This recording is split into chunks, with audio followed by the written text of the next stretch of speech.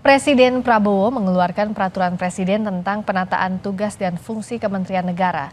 Penjelasan terkait tugas dari Kabinet Merah Putih. Terdapat 7 menteri koordinator dan perubahan nomenklatur atau tata nama kementerian. Prabowo menambah 14 kementerian dari kabinet sebelumnya dan hanya 20 kementerian yang nomenklatur, tugas serta fungsinya yang tidak berubah.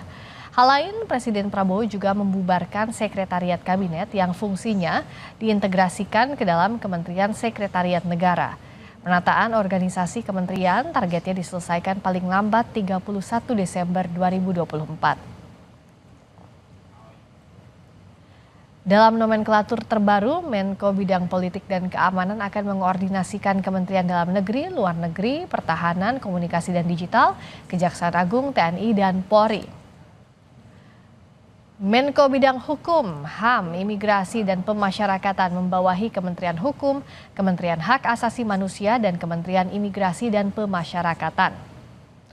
Adapun Menko Bidang Perekonomian membawahi Kementerian Ketenagakerjaan, Perindustrian, Perdagangan, ESDM, BUMN, Investasi dan Hilirisasi, serta Badan Koordinasi Penanaman Modal, serta Kementerian Pariwisata. Menko Bidang Pembangunan Manusia dan Kebudayaan mengoordinasikan Kementerian Agama, Kementerian Pendidikan Dasar dan Menengah, Kementerian Dikti, Sains dan Teknologi, Kementerian Kebudayaan, Kementerian Kesehatan, Kementerian Pemberdayaan Perempuan dan Perlindungan Anak, serta Kementerian Kependudukan dan Pembangunan Keluarga (BKKBN). Menko Bidang Pembangunan Kewilayahan mengordinasikan Kementerian Agraria dan Tata Ruang, Kementerian Pekerjaan Umum, Kementerian Perumahan dan Kawasan Permukiman, Kementerian Transmigrasi, dan Kementerian Perhubungan. Menko Bidang Pemberdayaan Masyarakat mengoordinasikan Kementerian Sosial, Kementerian Perlindungan Pekerja Migran Indonesia, Kementerian Desa dan PDT, Kementerian Koperasi, Kementerian UMKM, serta Kementerian Ekonomi Kreatif.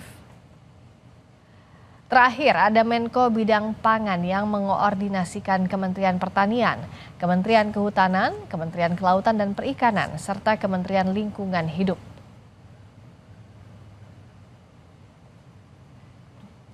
Lalu apa saja dampak perubahan nomenklatur dan fungsi kementerian? Ada jurnalis Kompas TV Cindy Permadi yang melaporkan dari Istana Kepresidenan Jakarta. Cindy, jadi apa saja penjelasan Istana terbaru ini terkait keluarnya Perpres 139 tahun 2024?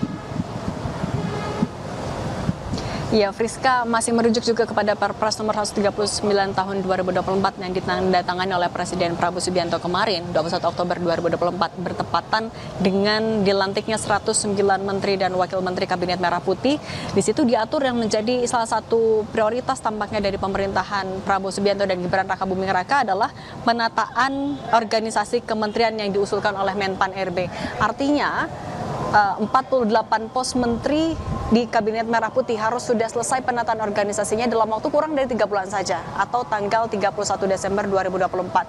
Hal ini tentu akan menjadi tantangan. Kenapa? Karena kita tahu diatur juga dalam Perpres ada 48 pos kementerian yang kalau kita bandingkan dengan pemerintahan Joko Widodo Ma'ruf Amin ada 34, artinya ada penambahan 14 pos menteri yang kalau kita bedah lagi ada kementerian koordinator baru, ada yang dipecah, ada juga yang dilebur. Misalnya kalau untuk kementerian koordinator yang dipecah ada Kemenko Polhukam menjadi Kemenko Polkam, dan juga Kementerian Kumham, Imigrasi dan Pemasyarakatan, ada Kemenko PMK yang dipecah lagi jadi Kemenko PMK dan Kemenko Pemberdayaan Masyarakat.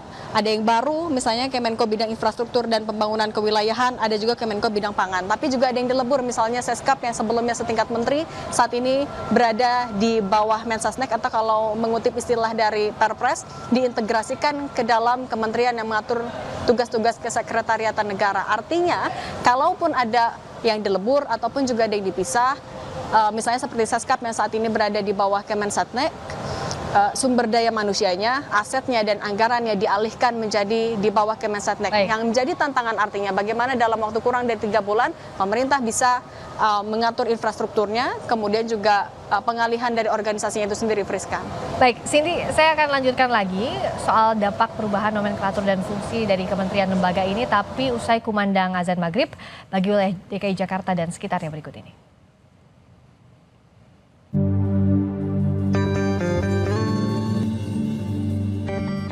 Selamat menunaikan ibadah sholat maghrib bagi Anda yang menjalankan, khususnya di wilayah DKI Jakarta dan sekitarnya. Sapa Indonesia Malam, kembali kita akan menuju ke Istana Kepresidenan Jakarta bersama jurnalis Kompas TV Cindy Permadi. Cindy, bicara soal tadi perubahan nomenklatur kementerian dan lembaga, apa saja perubahannya, dampaknya terutama terkait juga fungsinya yang ini harus dituntaskan seperti yang Anda sampaikan tadi sampai akhir tahun kurang 3 bulan lagi. Ya, ini kenapa juga jadi perhatian karena kalau kita lihat ada 48 pos menteri, dari 48 itu ada 28 diantaranya yang mengalami perubahan nomenklatur, tugas, dan jabatan. Artinya perlu ada adaptasi yang cepat mengingat ada tenggat waktu sampai tanggal 31 Desember 2024 itu.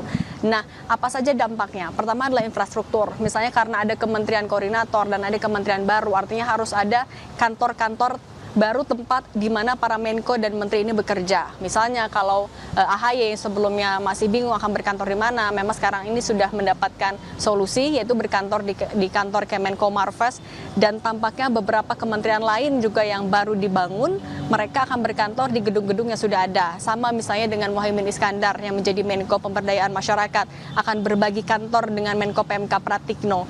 Nah, kemudian juga yang jadi catatan adalah bagaimana soal pembagian tugasnya. Ada 48 pos kementerian, ada 7 utusan khusus, ada 7 juga penasehat khusus. Nah, kalau dari Ketua Harian Partai Gerindra Sufmi Dasko Ahmad yang juga adalah Ketua Tim Transisi Prabowo Gibran sebenarnya sudah memastikan kalau tidak akan ada yang tumpang tindih tugasnya. Tapi kalau kita melihat dari Perpres yang juga ditandatangani oleh Presiden, utusan khusus dan penasehat khusus tugasnya sama-sama melaksanakan tugas dari Presiden yang di luar kewenangan dari kementerian. Nah, tapi kalau dari Dasko menjelaskan kalau utusan khusus akan melaksanakan tugas yang menjadi instruksi dari Presiden. Sementara kalau penasehat khusus akan memberikan masukan kepada Presiden.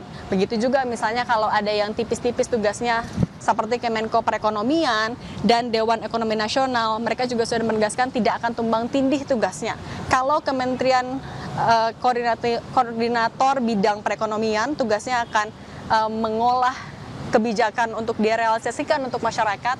Sementara kalau untuk Dewan Ekonomi Nasional akan lebih ke memberi nasihat kepada Presiden, mengkaji masalah yang terkait dengan sektor ekonomi. Nah, soal tugas-tugas yang dikhawatirkan tumpang tindih ini menjadi alasan kenapa besok juga akan dilaksanakan sidang Kabinet Paripurna Perdana di Istana Kepresidenan Jakarta. Presiden Prabowo akan menjelaskan lebih rinci tugas-tugas dari masing-masing kementerian, sekaligus juga akan ada pembekalan lanjutan yang akan dilakukan oleh Prabowo di Magelang dari Jumat sampai Minggu. Itu akan ada pengarahan secara lebih teknis. Tujuannya ada 3 agenda besar. Yang pertama adalah menjabarkan lagi program prioritas pemerintah selama 5 tahun ke depan, kemudian juga memberikan pengarahan secara detail untuk masing-masing pos kementerian, dan untuk mempererat hubungan dari masing-masing menteri, wakil menteri, kepala badan, dan lain-lain yang jumlahnya ada 136 orang. Mereka akan mengikuti pembekalan lanjutan di Magelang ya agar tadi bisa mencapai apa yang dimasukkan dalam visi, misi, dan asta cita dari Prabowo Subianto dan Gibran Rakabuming Raka Friska.